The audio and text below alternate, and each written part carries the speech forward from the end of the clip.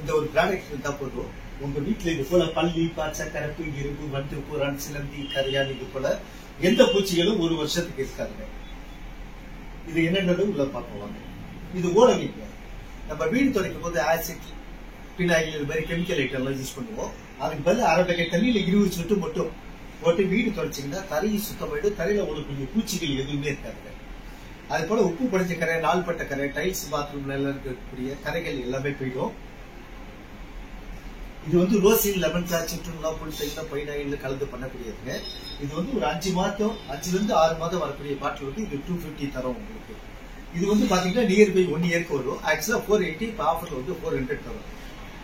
ஒரு பக்கெட், அரை பக்கெட் தண்ணிக்கு 20 சொட்டு ஃபர்ஸ்ட் டைம் போடுங்க. அடுத்த முறை 10 சொட்டு போட்டு குறைச்சா போதும். தரையை சுத்தமாயிடும், வாசனை நல்லா இருக்கும். இது ரோசின், லெமன் கிராஸ், சிட்ருன்லா, புல்சைல, பைனாயில் கலந்து பண்றதுனால நமக்கு பாதுகாப்பானது. எந்த இன்சென்ஸுமே இருக்காதுங்க. இது ஆதம்பாக்கம் பேஸ் கம்பெனி, கிருஷ்ணான்கோ. உங்களுக்கு தேவையான இல்ல மேல இருக்கிற நம்பர்ல நீங்க கான்டாக்ட் பண்ணுங்க, உங்களுக்கு கொரியர்ல அமைச்சிருவாங்க. நன்றி. தொடர் முற்றோதல் 2 நாட்களாக இன்றைய நாளில் நிறைவு பெறுகிறது. இந்த முற்றோதலுக்கு நமது சுவாமிகள் அவர்கள் ஒப்புதல் அளித்து நேற்றைய தினம் துவங்கி இன்றைய தினம் நிறைவு பெறுகிறது. அதற்கு காரணம் நமது சுவாமிகளின் அருளாசியும் பைரவருடைய முழு அருளாசியும் இருப்பதனால் இந்த மிகவும் சிறப்பாக நடைபெற்றுள்ளது. இது எப்படி நடைபெற்றது என்றால், காசி விஸ்வநாதர் ஆலயத்தில் இந்த கிருஷ்ணகிரி மண்ணில் உள்ளவர்கள் காசி விஸ்வநாதர் ஆலயத்தில் 5 மணி நேரம் முற்றோதல் செய்துள்ளோம். இவர்களுக்கு யாம் தான் அழைத்து சென்று காசி விஸ்வநாதர் ஆலயத்தில் அவர்களுக்கு பர்மிஷன் வாங்கி கொடுத்து அவர்கள் ஒரு 5 மணி நேரம் பாடியும், அதற்கு அடுத்தாற் போல அன்னபூரணி ஆலயத்தில் ஒரு 6 மணி நேரம் அங்கு முற்றோதல் செய்தும், அங்கிருந்து திரும்பி இந்த 3ஆம் தேதி 4ஆம் தேதி தான் இங்கு வந்தார்கள். 12, 15ஆம் தேதி மீண்டும் இங்கு பைரவர் ஆலயத்தில் செய்தால் நல்லது என்று ஏற்கனவே நாங்கள் திட்டமிட்டு இருந்தோம். ஆகையால் அதுவும் சிறப்பாக நடைபெற்றது. இந்த சிறப்புக்கு எல்லாம் காரணம் கால பைரவர் தான். காலத்தை நிர்ணயிக்கும் காலம் பைரவர் தான். உங்கள் காலத்தையும் நிர்ணயிப்பார். ஆகையால் காலத்தை நாம் வீணடிக்க கூடாது. காலத்தை வீணடித்தோம்னால் நம் வாழ்க்கையை வீணடிப்பது போல ஆகிவிடும். கால நேரங்களை நாம் காரணத்தை கொண்டும் வீணடிக்க கூடாது. அதன் தொடர்ச்சியாக இன்று 2ஆம் நாளாக இன்று சிறப்பாக நடைபெற்றது.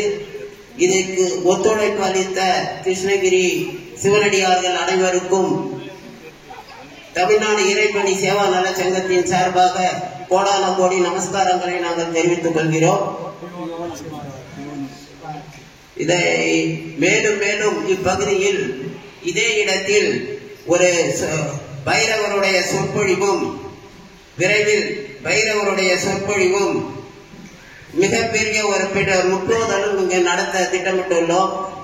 ஆகையால் பகுதி வாழ் மக்கள், சிவனடியார்கள்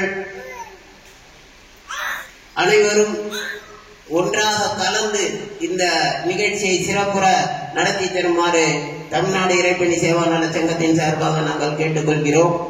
ஆகையால் இது கிருஷ்ணகிரி என்பது கிருஷ்ணனோட லீலையில் இதுவும் ஒன்று. கிருஷ்ணன் என்பது செய்து கொண்டே இருப்பார். எப்போது தருவார் என்றதும் தெரியாது. அவர் சக்கரத்தில் இருக்கும் போது எப்படி சக்கரம் ஓடுகிறதோ அப்படியே அவருடைய லீலைகளும் இருந்து கொண்டே இருக்கும். ஹரே ராமா ஹரே கிருஷ்ணா ஹரே. இன்று கூட காசியில் அந்த புரோதத்தை எடுத்துக்கொண்டு சென்றால் ஹரே ராமா ஹரே கிருஷ்ணா ஹரே ராமா ஹரே கிருஷ்ணா என்றுதான் கூறுவார்கள். ஏனென்றால் கடைசியில் நாம் போடுவது சொர்க்கத்தை கொடுப்பது மேலே கிருஷ்ண பகவான் தான். ஆகையால் நாம் வாழும் காலத்தில் ஓம் நமச்சிவாய 5 எழுத்து மந்திரத்தையும், கடைசியில் 5 எழுத்து மந்திரத்தோடு ஓம் நமோ நாராயணா என்ற 9 எழுத்தையும் நீங்கள் கடைசி ஓம் நமோ நாராயணா என்று சொல்ல வேண்டும். அப்பொழுது 5 4 கூட்டினால் கூட்டுத்தொகையை சொல்கிறேன். 5 9 கூட்டினால் 14. 14 1 4 கூட்டினால் 5 எழுத்து. 5 எழுத்து என்றால் நமச்சிவாயம், ஓம் சிவாய. அப்பொழுது கிருஷ்ணரும் அவர்தான், சிவனும் அவர்தான். அப்பொழுது நாம் எல்லாம் சேர்ந்து அந்த நாம் வாழும் காலத்தில் இப்படி ஒரு நிலையை நாம் இது பண்ணி கொண்டிருக்கிறோம். ஆகையால் உங்களுடைய ஒத்துழைப்புக்கு மிகவும் நன்றியை தெரிவித்துக் கொள்கிறோம். இப்பொழுது சுவாமிகள் அவர் ஞானத்தில் இருக்கிறார். அவர் எழுந்து வந்து அபிஷேகம் செய்து நாம் இங்கு அனைவருக்கும் காட்சி தர இருக்கிறார். ஆகையால் பொறுமையுடன் காத்திருந்து அவர் வருகைக்கு நாம் எதிர்பார்த்து கொண்டிருப்போம். அதற்குள் ஓம் பம் பைரவாய நமக, ஓம் பம் பைரவாய நமக. எல்லாரும் சொல்லுங்கம்மா, ஓம் பம் பைரவாய நமக, ஓம் பம் பைரவாய நமக, ஓம் பம். இந்த மந்திரத்தை சாமி தான் சொல்லியிருக்காங்க, போர்ட்ல கூட போட்டு இருக்காங்க. இந்த மந்திரத்தை காலையில 8 மணிக்கு 64 முறை சொல்லணும். சாயந்தரம் இரவு படுக்க சொல்ல 8 மணிக்கு இந்த 64 முறை நீங்க சொன்னீங்கன்னாக்கா உங்க வாழ்க்கையில காலச்சக்கரம் மாற்றி சுத்தும். ஒன்னும் இதெல்லாம் கிடையாது உங்களுக்கு. இதுல ரொம்ப கஷ்டமான வார்த்தை எதுவும் ஸ்லோகம்லாம் கிடையாது. இதுல ஓம் பம் பைரவாய நமக, ஓம் பம் பைரவாய நமக அங்கங்க போர்ட்லயே போட்டு இருக்காங்க. அதை நம்ம சுவாமிகள் குரு நமக்கு என்ன சொல்றாங்களோ அதை நம்ம ஃபாலோ பண்ணிக்கினே போயிடணும். அப்பதான் நம்ம வளர்ச்சி அடையும்.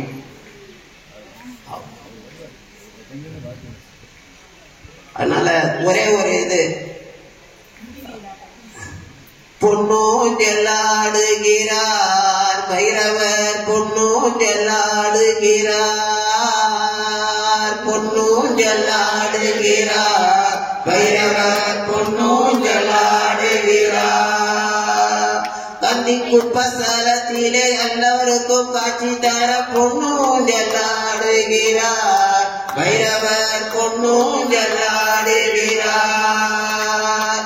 ஆதியும் அந்தமும் எல்லா ஜோதியாக பொன்னூஞ்செல்லாடுகிறார் பைரவர், பொன்னூஞ்செல்லாடுகிறார். சிவனாரின் ரூபமாக பொன்னூஞ்செல்லாடுகிறார், சிவனாரின் ரூபமாக பொன்னூஞ்செல்லாடுகிறார், சிவனாரின் ரூபமாக பொன்னூஞ்செல்லாடுகிறார். சிவசக்தி ரூபமாக பொன்னூஞ்செல்லாடுகிறார், சிவசக்தி ரூபமாக பொன்னூஞ்செல்லாடுகிறார்.